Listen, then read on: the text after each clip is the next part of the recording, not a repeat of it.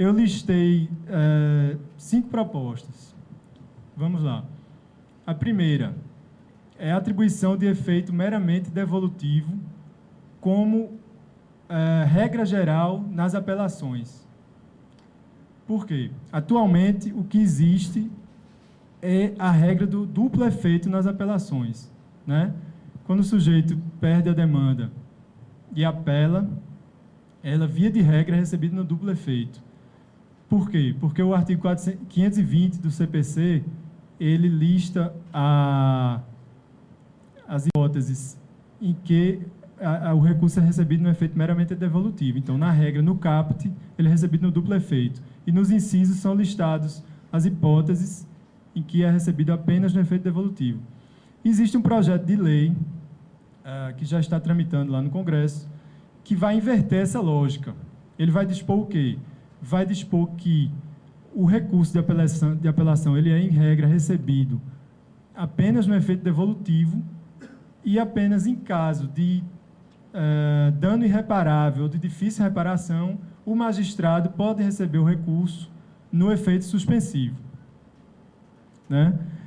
Isso já existe no processo trabalhista e tem dado bons resultados. Por quê? Qual a diferença que isso faz na prática? A diferença é a seguinte: existem 2 tipos de execução, definitiva e provisória. A execução definitiva é aquela que ocorre após o trânsito em julgado do processo, né? E a execução que vai até o final, até o leilão, a adjudicação dos bens, expropriação, etc. O devedor aí vai perder o bem. E tem a execução provisória, que é a que vai até o leilão. Não chega a ser vendido o bem da pessoa. E na execução provisória, ela ocorre nos casos em que o processo está pendente de recurso, mas um recurso sem efeito suspensivo. Porque o recurso, quando tem efeito suspensivo, não cabe nenhuma execução, certo? Então, se a gente prevê que o recurso de apelação, em regra, vai ter apenas efeito devolutivo, então vai se permitir que haja mais hipóteses de execuções provisórias, com isso dando mais satisfatividade aos processos. E isso agindo em prol da celeridade.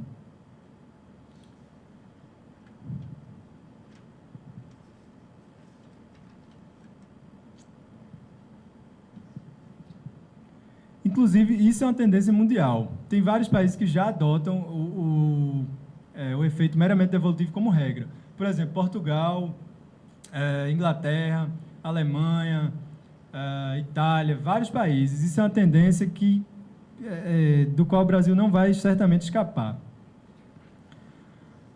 Outro ponto que eu listei aqui é a instituição do depósito prévio como requisito de admissibilidade das apelações.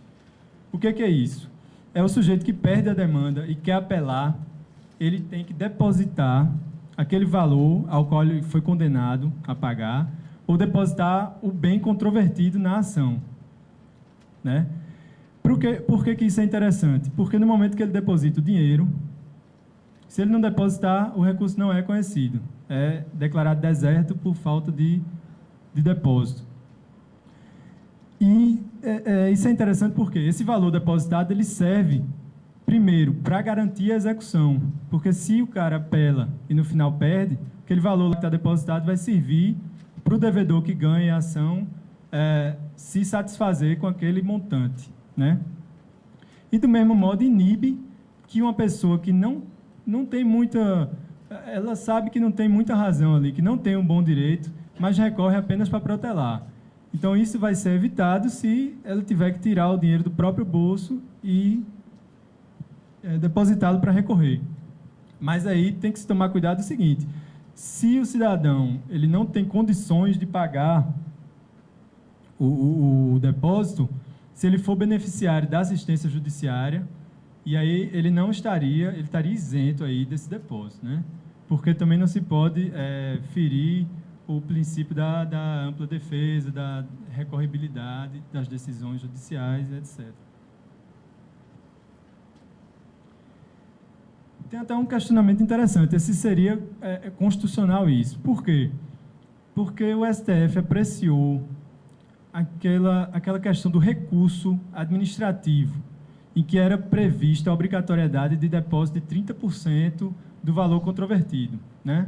O STF, por décadas, entendia que isso era constitucional.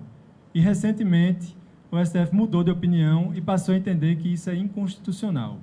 Então, o que a gente tem que perquirir é se isso vai ser aplicável, esse entendimento novo do STF é aplicável também aos processos judiciais, né?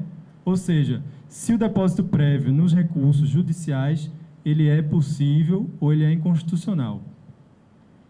Veja bem, esse recurso extraordinário que o STF julgou, que diz respeito ao processo administrativo, ele, ao meu ver, não se aplica aos processos judiciais, porque o fundamento principal desse recurso que o STF julgou é o seguinte, que os processos administrativos, eles devem ser isentos de qualquer taxa, como prevê a Constituição, que a Constituição prevê o direito de petição, independente de qualquer taxas ou custas.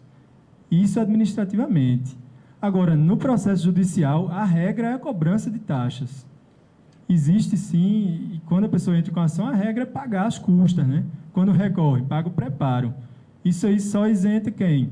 Quem não tem condições, que é beneficiário da assistência gratuita, ou a Fazenda Pública, que há um dispositivo expresso legal isentando a Fazenda desses depósitos.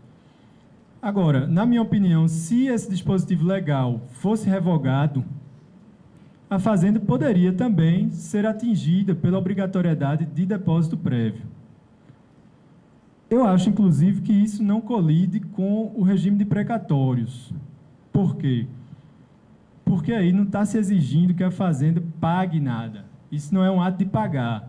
Ela apenas deposita um valor que vai ficar ali guardado, mas, quando acabar a ação, ela recebe de volta o valor.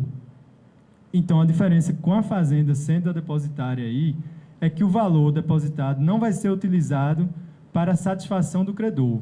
O credor, no final, se ganhar, vai ter que aguardar o regime de precatórios. E, com isso, se concilia essa possibilidade de depósito prévio para a Fazenda.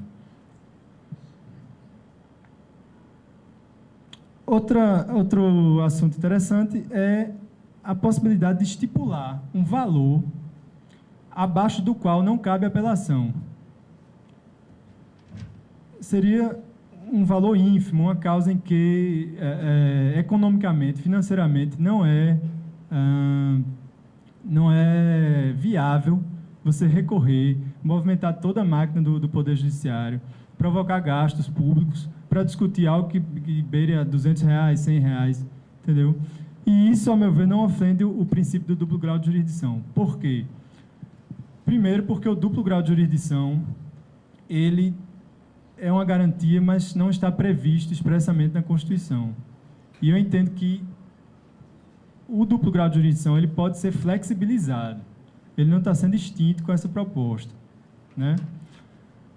Então, o que não se pode fazer é retirar os recursos que estão previstos na Constituição, mas pode-se flexibilizá-los, e isso, inclusive, por meio de lei ordinária, sem que seja necessário uma emenda constitucional, né? Isso também é uma tendência moderna. Há uma recomendação do Comitê de Ministros da União Europeia para que os países membros da União Europeia apliquem essa alçada, proibindo a apelação para os valores ínfimos. Isso é adotado, por exemplo, na Alemanha. No Código de Processo Civil alemão é previsto que, quando o valor controvertido for abaixo de 600 euros, não cabe apelação, a não ser que o magistrado de primeiro grau ele entenda que aquela sentença é apelável, mas por uma razão social ou por uma razão de repercussão daquela causa, ou seja por uma necessidade de aperfeiçoamento da jurisprudência ou de uniformização da jurisprudência. E com isso também não vai deixar a parte a mercê sem possibilidade de recurso quando o juiz entender que aquela causa tenha uma repercussão além do valor econômico.